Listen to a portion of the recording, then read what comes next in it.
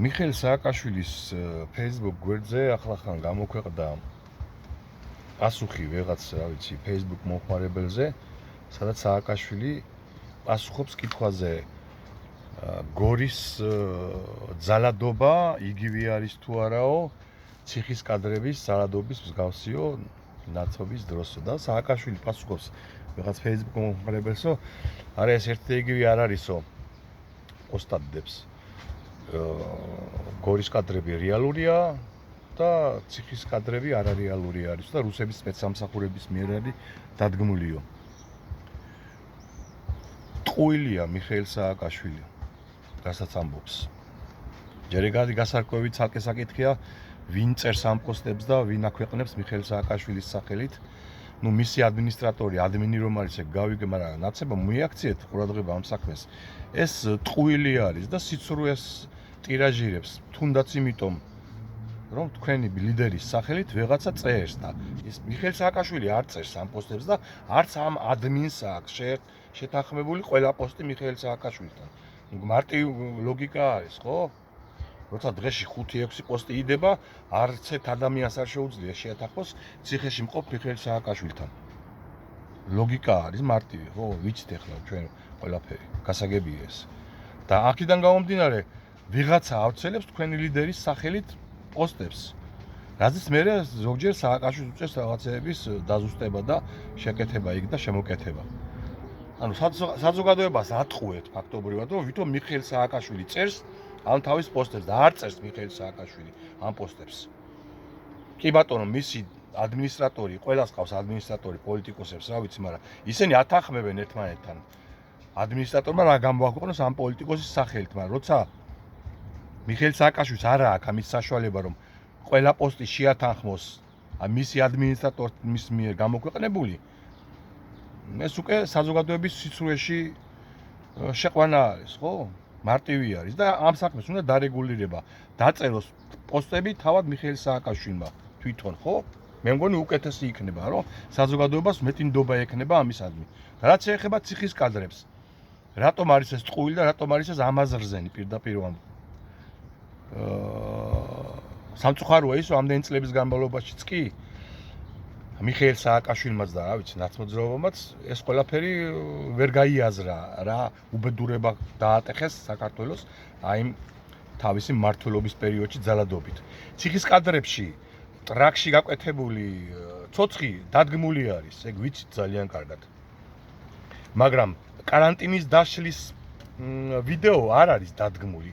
იქ მიხეილ სააკაშვილის ციხის უფროსები იდგნენ და არა რუსეთის აგენტები და ისინი არ მონაწილეობდნენ არავითარ ინსცენირებაში. ისინი სცემდნენ პატიმრებს არაფრის გამო და ეს იყო ყოველდღიური პრაქტიკა ციხეში. ამას ათასობით მიხეილ სააკაშვილის ციხე გამოვლილი პატიმარი მარტივად დაგიდასტურებ და ყველამ ვიცით ეს.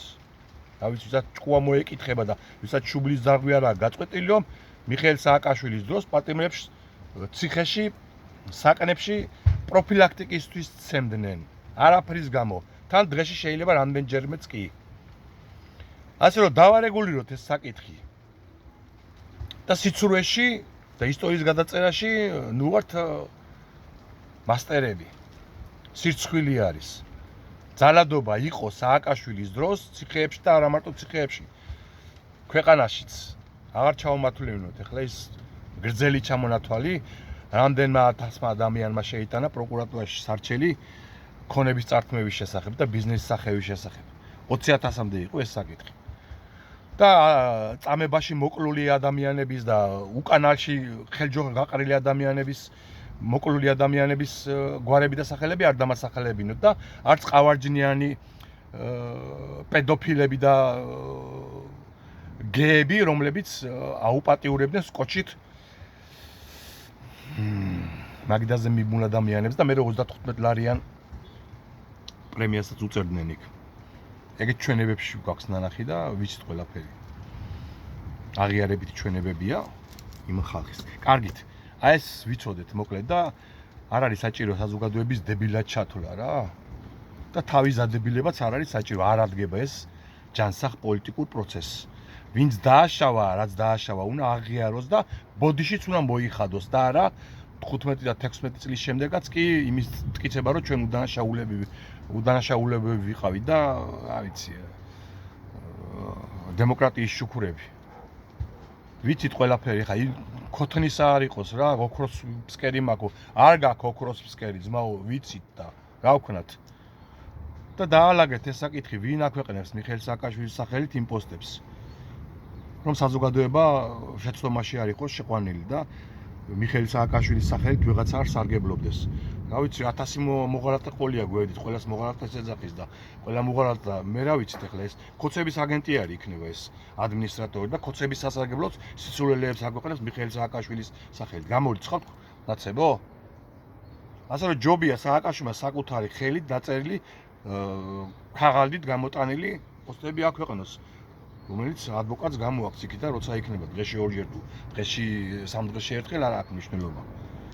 და საზოგადოებას ეცოდინება რომ ეს არის მიხეილ სააკაშვილის მიერ დაწერილი და არა ვიღაცის მიერ, რომელიც შეიძლება კიდევ ერთხელ ვიმეორებ სუსის აგენტი იყოს. გაავრცელეთ ეს ვიდეო ბევრმა ადამიანმა ნახოს.